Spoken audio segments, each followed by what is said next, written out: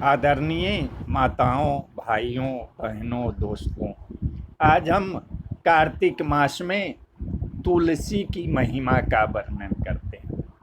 ब्रह्मा जी कहे हैं कि कार्तिक मास में जो भक्त प्रातः काल स्नान करके पवित्र होकर कोमल तुलसी दल से भगवान दामोदर की पूजा करते हैं, वह निश्चय ही मोक्ष पाते हैं। पूर्व काल में भक्त विष्णुदास भक्ति पूर्वक तुलसी पूजन से शीघ्र ही भगवान के धाम को चला गया और राजा चोल उसकी तुलना में गौण हो गए। तुलसी से भगवान की पूजा पाप का नाश और पुण्य की वृद्धि करने वाली है।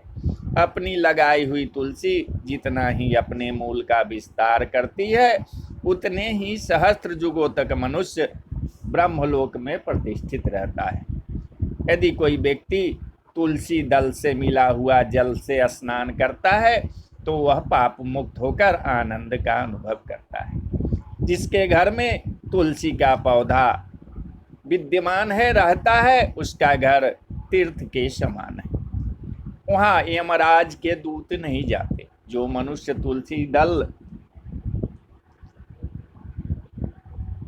मनुष्य तुलसी काष्ठ संयुक्त गंध धारण करता है, क्रियामान पाप उसके शरीर का स्पर्श नहीं करते। जहाँ तुलसी वन की छाया हो, वहीं पर पितरों की तृप्ति के लिए श्राद्ध करना चाहिए। जिसके कान में, मुख में और मस्तक पर तुलसी का पत्ता दिखाई देता है, उसके ऊपर यमराज दृष्टि नहीं डाल सकते। तो आइए तुलसी दल की महिमा की एक कथा आपको सुनाते हैं कि पुराने समय में, प्राचीन काल में हरिमेधा और सुमेधा नामक दो ब्राह्मण थे। वह जाते जाते किसी दुर्गम वन में परिश्रम से व्याकुल हो गए। वहां उन्होंने एक स्थान पर तुलसी दल देखा। सुमेधा ने तुलसी का महान वन देखकर उसकी परिक्रमा की और भक्ति पूर्वक प्रणाम किया। यह देखकर हरिमेधा ने पूछा कि तुमने अन्य सभी देवताओं और तीर्थों बर्थों के रहते तुलसी वन को प्रणाम क्यों किया?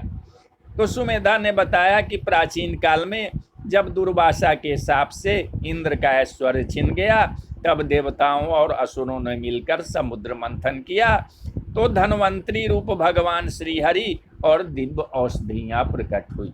उन दिव्य औषधियों में मंडलाकार तुलसी उत्पन्न हुई, जिसे ब्रह्मा आदि देवताओं ने श्रीहरि को समर्पित किया और भगवान ने उसे ग्रहण कर लिया। भगवान नारायण संसार के रक्षक और तुलसी उनकी प्रियतमा है, इसीलिए मैंने उन्हें प्रणाम किया है। सुमेधा इस प्रकार कह ही रहे थे कि सूर्य के समान अत्यंत तेजस्वी विशाल विमान उनके निकट उतरा।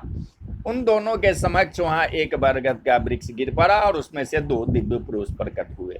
उन दोनों ने हरिमेधा और सुमेधा को प्रणाम किया।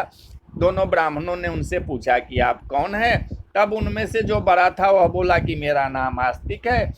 एक दिन मैं नंदन वन में पर्वत पर क्रीड़ा करने गया था, तो देवांगनाओं ने मेरे साथ इच्छा अनुसार विहार किया।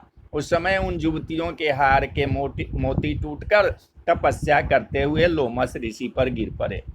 यह देखकर मुनि को क्रोध आया। उन्होंने सोचा कि स्त्रियां तो परतंत्र होती है, अतः यह उनका अपराध नहीं, दुराचारी आस्तिक ही शाप के योग्य है। ऐसा सोचकर उन्होंने मुझे शापित किया, अरे तू ब्रह्म राक्षस होकर बरगद के पेड़ पर निवास कर।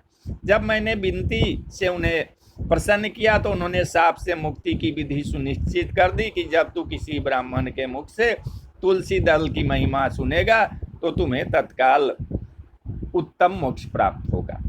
इस प्रकार मुक्ति का शाप पाकर मैं चिरकाल से इस वट वृक्ष पर निवास कर रहा था। आज दैववश आपके दर्शन से मेरा छुटकारा हुआ है।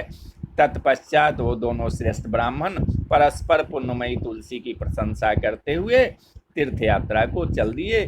इसलिए भगवान विष्णु को प्रसन्नता देने वाले इस कार्तिक मास में तुलसी की पूजा अवश्य करना चाहिए। तो बोलिए जय श्री कृष्ण, जय श्री कृष्ण।